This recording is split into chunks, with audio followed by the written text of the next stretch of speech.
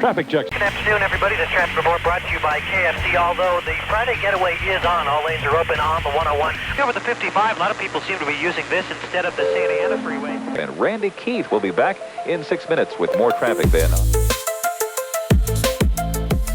Welcome back to Mastering the Commute, your 6-minute traffic fix. I'm your host, Randy Keith. Episode 8, Driving Smarter, Why Ground School is Better Than Traffic School. Today we're taking a trip back to high school driver's ed. What do you remember? Maybe memorizing road signs for the written test? Gripping the wheel at 10 and 2 in a classroom simulator? Or if you're like me, the one thing that really stuck, that terrifying drunk driving video they made us watch. More fear and facts than actual actionable skills.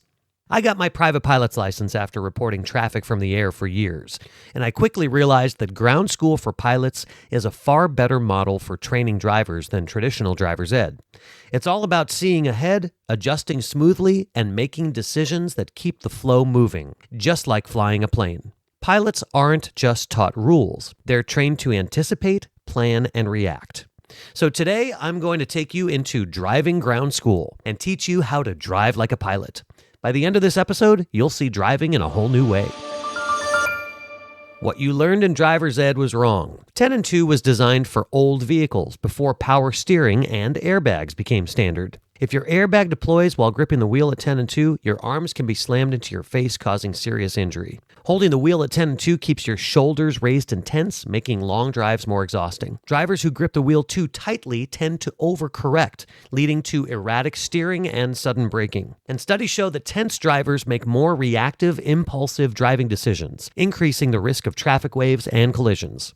The alternative? Lower hand placement. Ever notice how race car drivers and pilots don't grip their controls tightly? The National Highway Traffic Safety Administration now recommends 9 and 3 or 8 and 4 along the bottom, not the top of the steering wheel, for better control and safer airbag deployment.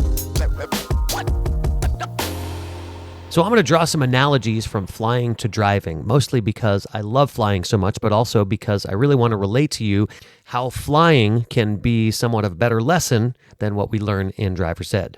When I trained for my pilot's license, one of the first lessons was not to grip the controls too hard. It makes flying harder and less precise, more than just steering. Pilots check their instruments, surrounding aircraft, air traffic control updates, and weather conditions. Drivers should do the same. Instead of just staring at the bumper in front of you, look 10 to 15 seconds ahead to see slowdowns early. Check your mirrors often, just like pilots check their airspace and surrounding areas. Get ready for lane changes early and be aware of merging traffic. Check your exits early, just like pilots know their airspace and frequencies to call towers. On that note, communicate with others. Your most useful tools to do that are your turn signals. Use them like pilots use radio calls. Here's a bonus tip. Next time you're driving, challenge yourself to check both side mirrors and your rearview mirror every 5 to 7 seconds. You'll feel more in control of what's happening around you. Let's take this analogy one step further and drive like an air traffic controller. Anticipate and don't react. Air traffic controllers don't just react to what's happening right now. They anticipate what's going to happen next. They monitor air traffic patterns, predict potential conflicts, and make small proactive adjustments to keep everything running smoothly. This is exactly how you should think about traffic. Instead of slamming on the brakes, ease off the gas early. Instead of weaving through lanes, stick with a consistent speed. See traffic patterns ahead. Leave buffer space, not just for your safety, but to absorb slowdowns smoothly. And expect other drivers to make mistakes and adjust proactively. Next time you're in heavy traffic, imagine you're an air traffic controller managing an airport runway and taxiways. Smooth, steady movements keep everything flowing better. Here's a summary of your practical steering and driving tips. How to drive more efficiently like a pilot. 1. Relax your grip. Think of it as guiding, not forcing. 2. Use lower hand placement. Try 8 and 4 or 9 and 3 instead of 10 and 2 for less fatigue and more control. 3. On long drives, switch between hands. This reduces muscle tension and increases endurance. 4. Make micro adjustments, not big motions. Smooth movements equals safer, steadier driving. 5. Pretend you're flying a plane or driving a truck. Steady, gradual inputs improve efficiency. Before we wrap up, I want to hear from you. I mean it. I'm not just saying that because it's in the script.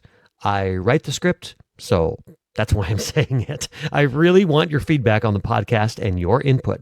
I'm happy to give you a shout out or discuss having you as a guest if you've got a compelling story to tell. Email me at freewaytrafficexpert@gmail.com.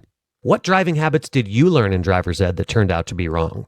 Comment at drivesmarternow.com or hit me up on social media at Mastering the Commute on Facebook and YouTube. Please subscribe, leave a review, and share this episode if you found it useful. Next week, we're diving into something I know you've been waiting for, merging. All the pros and cons of the zipper merge and how to merge properly and efficiently. Until then, drive safe, drive smart. Lead by example, take these tips to heart. Pay attention, read the signs. Make the road better, one drive at a time.